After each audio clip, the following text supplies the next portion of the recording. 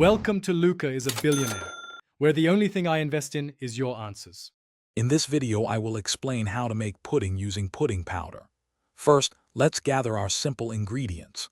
You'll need 1 package of pudding powder, typically around 3 to 4 ounces, 2 cups of milk, and 2 tablespoons of sugar. Having your saucepan and whisk ready will make the process smooth and enjoyable. Remember, the package instructions are your best friend for precise measurements, but these are great starting points for a delicious treat. Now let's get mixing. In your medium saucepan, combine the pudding powder and the 2 tablespoons of sugar. Whisk these dry ingredients together briefly.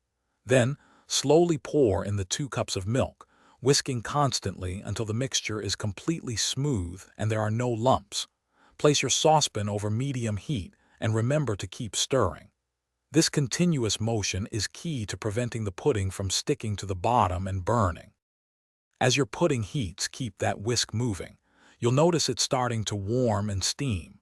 The goal is to bring the mixture to a full rolling boil. Once it reaches this point, continue boiling and stirring vigorously for exactly 1 minute.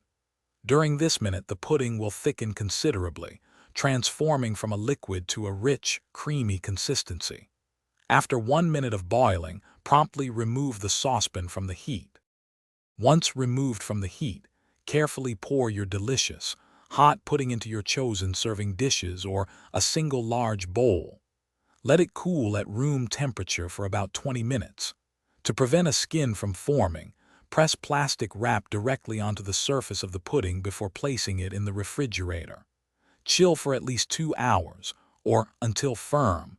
Then serve and enjoy your perfectly homemade pudding. Thanks for watching and please subscribe. It's the best investment you'll ever make.